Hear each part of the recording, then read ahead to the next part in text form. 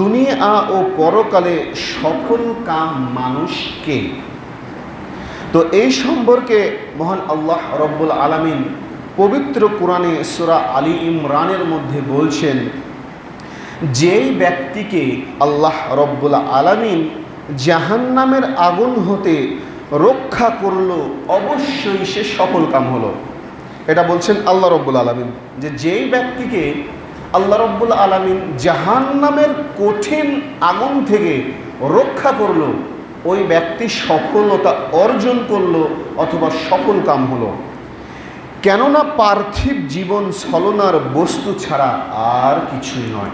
এটা আল্লাহ রব্বুল আলামিন বলছেন, এই যে দুনিয়ার জীবন এটা ধোঁকা ছাড়া আর কিছু নয়।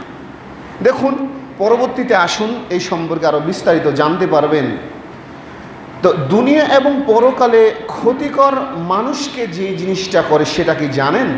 কাদের জন্য ক্ষতিকর? আল্লাহ রব্বুল আলামিন বলছেন, যারা অকৃতজ্ঞ, যারা এগুলা এড়িয়ে চলে, আল্লাহর প্রদত্ত বাণী সম্পর্কে যারা উদাসীন, যারা কর্ণপাত করে না, এরাই ক্ষতিগ্রস্ত। আল্লাহ রব্বুল আলামিন সূরা হিজরের মধ্যে যে আয়াতটা বলছেন সেটা বলছেন, শুধু আমি বাংলাটা বলছি, যে তাদেরকে ছেড়ে দাও, ওরা খেতে থাক আর ভোগ করতে থাক। আল্লাহ রব্বুল আলামিন এটা বলছেন যে যাদেরকে আমি আমার এই যে ঐশী বাণীটা দিয়েছি তার রাসূল পাক সাল্লাল্লাহু আলাইহি সাল্লামের মাধ্যমে, কিন্তু এরা যখন কর্ণপাত করবে না, হে রাসূল আপনি তাদেরকে ছেড়ে দিন, ওরা খেতে থাক আর ভোগ করতে থাক, আর মিথ্যা আশা ওদেরকে উদাসীনতায় ডুবিয়ে রাখুক, শীঘ্রই ওরা ওদের আমলের পরিণতি জানতে পারবে। এটা আল্লাহ রব্বুল আলামিন বলছেন, যে যাদের বুদ্ধি আছে, যাদের স্নায়ু আছে, যাদের জ্ঞান আছে, তারপরেও যারা আল্লাহ রব্বুল আলামিনের এই প্রদত্ত বাণীগুলো মেনে চলে না, আল্লাহ রব্বুল আলামিনের কথা, আহকাম, আরকান, হুকুম, আদেশ নিষেধ মেনে চলে না,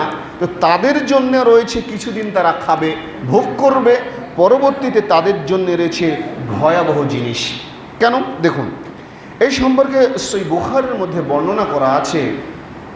হাদিসটা বর্ণনা করছেন আলী রাদিয়াল্লাহু তাআলা আনহু হতে বর্ণিত। তিনি বলছেন যে এ দুনিয়া পেছনের দিকে যাচ্ছে, মানে যে সেকেন্ডটা পার হচ্ছে দুনিয়া পেছনের দিকে চলে যাচ্ছে না, চলে যাচ্ছে অনবরত, কিন্তু পেছনের দিকে যাচ্ছে। তিনি বলছেন যে এই দুনিয়া অনবরত পেছনের দিকে চলে যাচ্ছে, আর আখিরাত সামনের দিকে এগিয়ে যাচ্ছে।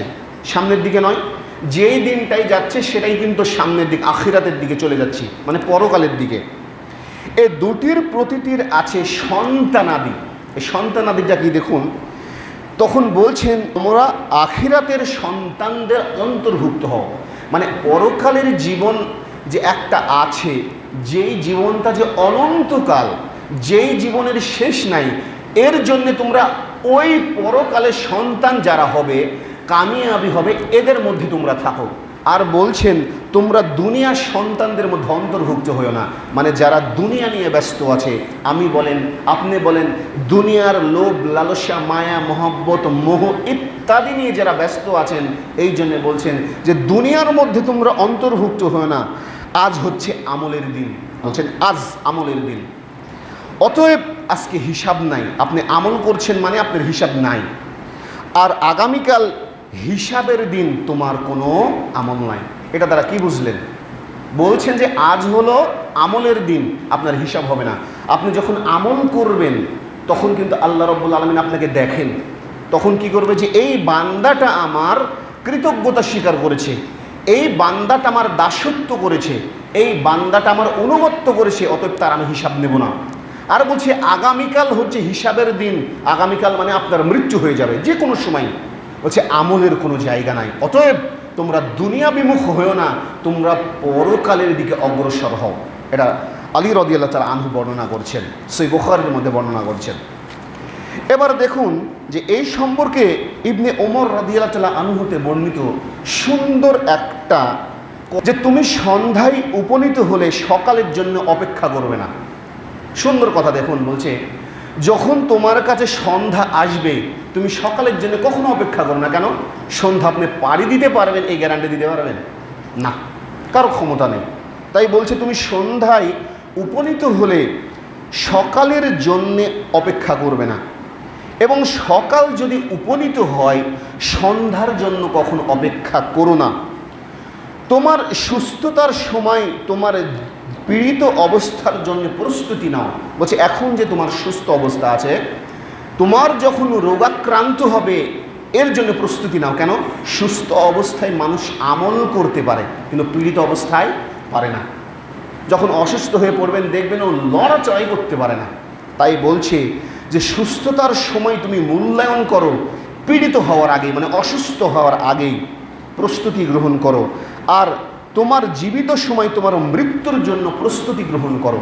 এই যে এখন জীবিত আছে আমরা, এটাকে আপনাকে আমাকে প্রস্তুত করতে হবে। কেন? হঠাৎ করেই মৃত্যু যখন চলে আসবে, মালাকুল মউত যখন আপনার কাছে আসবে, তখন আপনার সব কিছু বন্ধ হয়ে যাবে। গুরুত্বপূর্ণ কথা কিন্তু, একটু মনোযোগ দিয়ে বুঝেন। বলছে যখন তোমার জীবিত অবস্থায় আছে এটাকে তুমি মূল্যায়ন করো। কেন? মৃত্যু যখন তোমার সামনে চলে আসবে আর তুমি কিচ্ছু করার ক্ষমতা রাখবে না, এতটুকু পর্যন্ত ক্ষমতা রাখবে না। বিষয়গুলো বুঝতে হবে। অথচ দেখবেন যে আমাদের এই বিষয়গুলো কখন আমরা ভেবে দেখি না, ভেবে তো দেখি না। অনেকেও আবার পরকাল সম্পর্কে মানেও না, বলবে যে পরকাল বলতে কিছু নেই, এটা অযৌক্তিক একটা কথা। তো এই সম্পর্কে কিন্তু আল্লাহ রব্বুল আলামিন পবিত্র কোরআনের সূরা মুলকের মধ্যে এই আয়াত দুইটা শুনুন কি বলছে। আল্লাহ রব্বুল আলামিন তো জানেন যে তার বান্দারা কেমন, তিনি সৃষ্টি করেছেন। বলছেন যে ওয়ায়াকুলুনা মাতা হাদাল ওয়াদু ইন কুনতুম সাদিকিন, যে কাফেররা তো বলে যে তোমরা পরকাল বলো, তারপরে আযাবের ভয়াবহতা দেখাও, এই দিন কবে আসবে তোমরা আমাদেরকে বলো। মানে যারা তাদেরকে ভালো কথা বলে যে ভাই এই কাজটা করো না, এই কাজ করো, পরকালের জন্য পাথেয় সঞ্চয় করো, এই কথা যারা বলে তাদেরকে, এই যারা অস্বীকারী তারা বলবে যে তোমরা বলে যে পরকাল আছে, কবরের আযাব আছে, এই দিন কবে আসবে আমাদেরকে বলো, তোমরা যে এত নসিহা দাও। তখন আল্লাহ রাব্বুল আলামিন ওই পরবর্তী আয়াতের মধ্যে বলছে সূরা মুলকের, কুল ইন্নামা আল ইলমু ইনদাল্লাহি ওয়া ইন্নামা আনা নাযীরুম মুবিন। বলছে রাসূল শুধু আপনি এই কথা তাদেরকে বলুন যে এই জ্ঞান তো শুধু আল্লাহ রব্বুল আলামিনের কাছে আছে। এই যে গায়েবী খবর, অদৃশ্যের খবর, আলিমুল গায়ব, এটা কিন্তু অদৃশ্যের খবর, এটা কিন্তু আল্লাহ রব্বুল আলামিনের কাছে আছে। তারপর বলছেন আল্লাহ রব্বুল আলামিন, হে রাসূল আপনি শুধু বলেন যে আমি তো প্রকাশ্য সতর্ককারী, মানে এটার মানে হচ্ছে যে আমি তো সতর্ক করছি তোমাদেরকে, এই জ্ঞান তো আল্লাহ রব্বুল আলামিনের কাছেই আছে। আল্লাহ রব্বুল আলামিন দেখুন পবিত্র কোরআনের অনেক জায়গাতে বলছেন যে এইরকম বলছেন যে তুলিজুল লাইলা ফিন নাহারি ওয়া তুলিজুন নাহারা ফিল লাইল ওয়া তুখরিজুল হাইয়া মিনাল মাইয়িতি ওয়া তুখরিজুল মাইয়াতা মিনাল হাইয়্য। এর মানে কি জানেন? আল্লাহ রাব্বুল আলামিন বলছেন আমি দিনকে রাতের মধ্যে প্রবেশ করাই, রাতকে দিনের মধ্যে প্রবেশ করাই। আবার বলছে আমি মৃত্যুর মধ্যে থেকে জীবিতকে বাহির করে আনি, আবার জীবিতকে মৃত্যুর মধ্যে প্রবেশ করাই। এখন আপনি বলছেন যে আল্লাহ রাব্বুল আলামিন মৃতকে কিভাবে জীবিত করেন? একটা সিম্পল বিষয় দেখুন, দুনিয়ার বুকে আপনি বুঝতে পারবেন কিভাবে।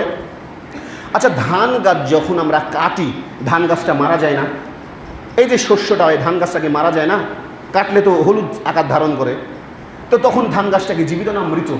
অবশ্যই মৃত ধান গাছ। তারপর সেখানে কি হয়, বীজ যেটা আমরা ধান বলি, ওটাকে প্রায় যখন বর্ষা সিজন আসে অথবা যখন ধান চারার সময় আসে ওটাকে ছিটিয়ে দেবেন, দেখবেন গাছ বাইরে হয়ে যায় না? আল্লাহ রাব্বুল আলামিন দুনিয়ার বুকেই বলছেন যে আমি মৃতকে জীবিতর মধ্যে থেকে বাহির করে আনি। তো মৃতর মধ্যে থেকে জীবিতকে বাহির করে আনছে না? একটা ধান দিয়েই বুঝুন, ধান গাছ তো মৃত, ধানগুলো তো মৃত হয়ে যেত, কিন্তু মৃত তো নয়। আল্লাহ বলছেন আসলে কিন্তু মৃত, ধানের গাছ কাটা মানে গাছটা মৃত, শস্যটা মৃত, অথচ আপনি ছিটিয়ে দিয়ে আসলেন, তারপর দেখবেন আস্তে আস্তে এমনিতে অঙ্কুরিত হচ্ছে বীজ। মানে আল্লাহ রাব্বুল আলামিন এটাই বোঝাচ্ছেন যে আমি মৃতকে জীবিতর মধ্যে থেকে বাহির করে আনি। আবার বলছেন জীবিতকে মৃতর মধ্যে প্রবেশ করে। কেমন? আজকে আমি হচ্ছে জীবিত, যখন শ্বাসটা বের হয়ে যাবে তখন কি হবে? মৃত হয়ে যাব। তাই বলছেন যে আমি জীবিতকে মৃতের মধ্যে প্রবেশ করাই, আর যাকে ইচ্ছা তাকে আমি বেহিসাব রিজিক দান করি। ও তার জুকু মান তাশাউ বিগাইরি হিসাব, আর যাকে ইচ্ছা আমি বেহিসাব রিজিক দান করি। অথচ এখান থেকেও আমাদের মধ্যে শিক্ষা বলতে কিচ্ছু নেই। আল্লাহ রাব্বুল আলামিন সূরা মুলকের 2 নম্বর আয়াতের মধ্যে কি বলছেন জানেন? যে আল্লাযী খলাকাল মাউতা ওয়াল হায়াতা, যে আমি সৃষ্টি করেছি মৃত্যু এবং জীবন। ভালো করে ভাবুন, আল্লাহ বলছেন আল্লাযী খলাকাল মাউতা ওয়াল হায়াতা লিয়াবলুয়াকুম আইয়ুকুম আহসানু আমালা ওয়া হুয়াল আজিজুল গফুর। এই জন্য মৃত্যু এবং জীবন দিয়েছি, আমি দেখি তোমাদের মধ্যে কারা কর্মে শ্রেষ্ঠ, কাজে শ্রেষ্ঠ। এই কাজটা কি? পরকালের জন্য। হ্যাঁ, আপনি দুনিয়াতে বেঁচে আছেন মানে আপনাকে পার্থিব জীবনের জন্য কিছু করতে হবে। আপনার সন্তান আছে, তারপরে আপনার স্ত্রী আছে, আপনার আয়ত্তাধীন লোক আছে, মানে দুনিয়ার জন্য আপনি কিছু করবেন, কিন্তু বলছে মূল উদ্দেশ্য টার্গেট থাকতে হবে পরকালের জন্য, মূল টার্গেট থাকতে পরকালের জন্য। এই জন্য বলছেন আল্লাযী খলাকাল মাউতা ওয়াল হায়াতা, আমি সৃষ্টি করেছি মৃত্যু এবং জীবন, তোমাদের মধ্যে কে কর্মে সৃষ্ট, কাজে সৃষ্ট। আর আল্লাহ রাব্বুল আলামিন হলেন পরম করুণাময়, অসীম দয়ালু, তিনি ক্ষমাশীল। তাই আমাদেরকে উত্তম কাজ করতে হবে, নাহলে অবস্থা খারাপ হয়ে যাবে। আমি আলোচনা করছিলাম যে আল্লাহ এবং রাসূল সাল্লাল্লাহু আলাইহি সাল্লামের বিধি বিধান। এবার দেখুন যে অনেকে আবার বলে এটা হয়ে গেলে আল্লাহর কাজেই আমি যাব। অনেকেই বলি না আমরা যে আমার জীবনে যদি এই জিনিসটা পেয়ে যায় তাহলে আল্লাহর কাজ করব, অথবা এটা বলি যে যদি এটা হতো তাহলে এটা তোমার জন্য ভালো হতো, কিন্তু না, আপনি পারবেন না। একটা শেষ হবে আরেকটা আসবে, একটা শেষ হবে আরেকটা, চাহিদা শেষ নেই। হাদিসটা দেখুন যে এই সম্পর্কে রাসূল সাল্লাল্লাহু আলাইহি সাল্লাম বলছেন, সহিহ বুখারীর মধ্যে সুস্পষ্ট হাদিস আছে যে আব্দুল্লাহ ইবনে মাসউদ রাদিয়াল্লাহু তাআলা আনহুতে বর্ণিত, তিনি বলেন একদিন নবী সাল্লাল্লাহু আলাইহি সাল্লাম একটা চতুর্ভুজ আঁকলেন। চতুর্ভুজ মানে বুঝেন, চারদিকে আঁকলেন, এই যে এরকম চারদিকে আঁকলেন, এবং মাঝখানে একটা তিনি রেখা টানলেন, সুন্দরভাবে একটা দাগ টানলেন, যা তা থেকে বের হয়ে গেল, অনেকটা বাইর হয়ে চলে গেছে।